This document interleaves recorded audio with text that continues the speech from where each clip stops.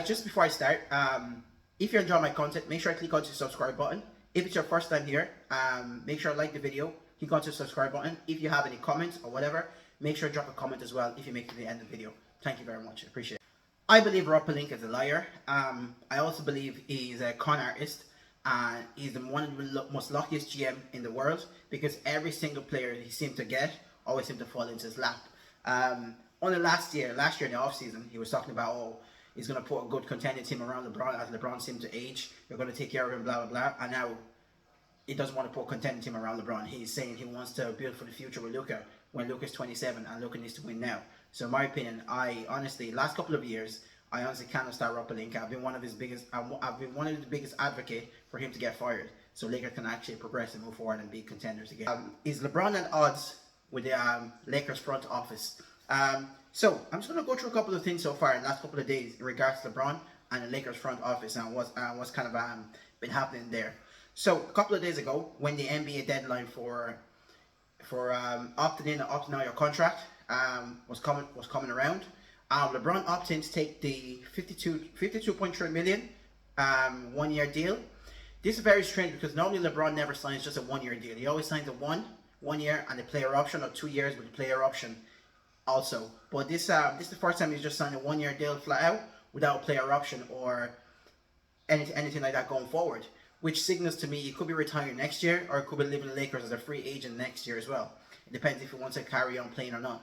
I remember when the news broke, a lot of Lakers fans were disappointed in regards to LeBron taking the max, simply because they were hoping to take less money, so Lakers can actually be able to get a better player in the free agency or trade or whatever.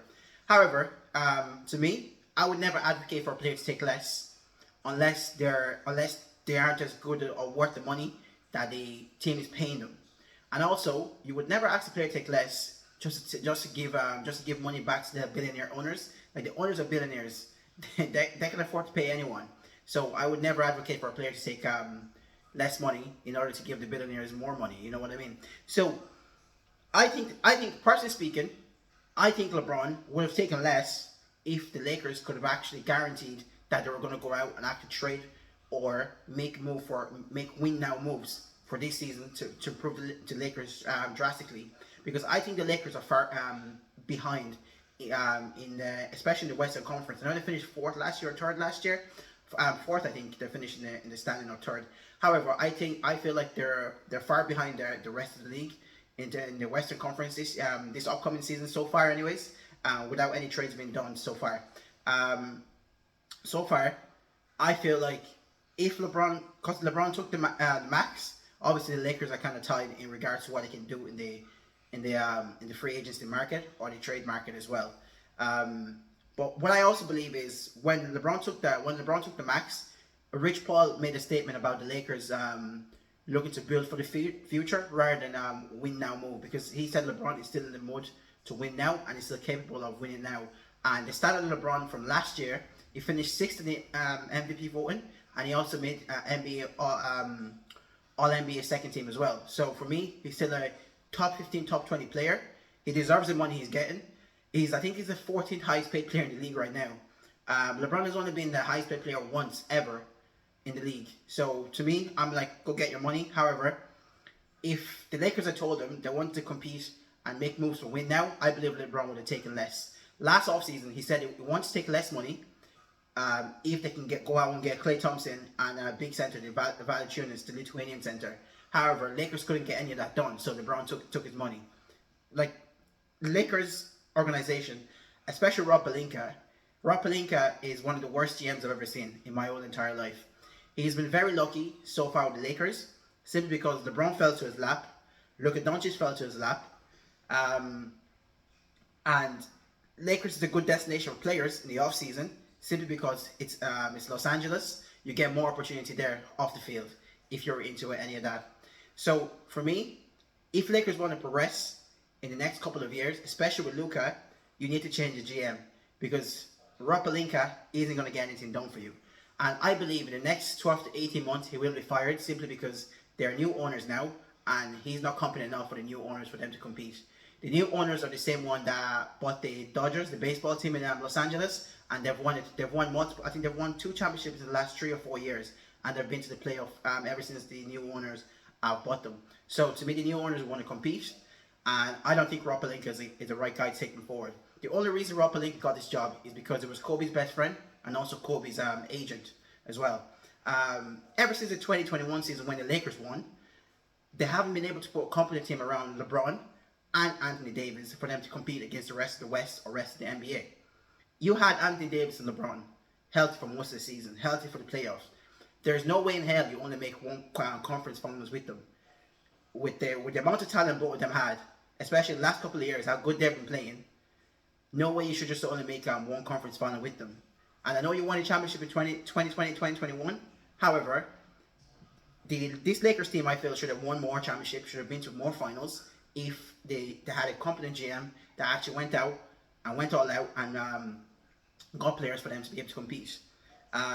Lakers right now are talking about building for the future with Luka. However, Luka's going to be 27. He's entering his prime. Luka's the type of player that probably play till maybe 31, 32 before he started declining, just because the kind of condition Luka is in. So for Luka, I would imagine Luka wants to win now already as well. So I believe it would be the best. It would be in the best interest of the Lakers to try and make win now moves while you still have Luka Doncic there and while you still have LeBron James there as well. But I don't think that's what the Lakers are trying to do. They're conserving their draft picks, and also they're conserving their they see LeBron as an expiring contract apparently, so they can make a run at 2027 free agency. However, nowadays in the NBA, free agent market is only like you only get good role players in there. You rarely ever get big players in the free agency anymore. What big players do nowadays is they want the contract guarantee, so they sign with their current team a long-term contract, and if they're not happy, they ask out. So you have to trade for them. You don't really get big name players in the free agency anymore. So if I was the Lakers, like I said, I'll go all in, try to win now, because the West is stacked this year. You see, Rockets are going to be very good this year. Spurs are going to be very good this year. Golden State Warriors are going to be good this year. Minnesota are going to come back. OKC are going to come back. Like Memphis probably come back as well. Like there's so many good teams in the West this year. So I actually believe it's going to be very hard for even Lakers to make the playoff this year, even with having Luka Doncic and LeBron James. And obviously Luka Doncic and LeBron James. LeBron is 40. He probably will get injured some stage of the season. Luka Doncic has been injured for some part of the season the last couple of years. But obviously he's been putting recent pictures of Luka has been putting in work. So I believe this year is going to be a great year for Luka. However, he needs competent players around him for him to be able to compete. If the GM and the front office can't put competent players around Luka, I think it's going to be a huge problem, because Luka is going to want to re-sign as well. If you want to keep Luka, you have to keep the team competitive. And some reports tell that LeBron doesn't like playing with Luka. I think that's factually that's bullshit, because LeBron has talked about how Luka is probably one of his favorite players, the style of play he plays the last couple of years. Now he finally has a chance to play with him in his 40s.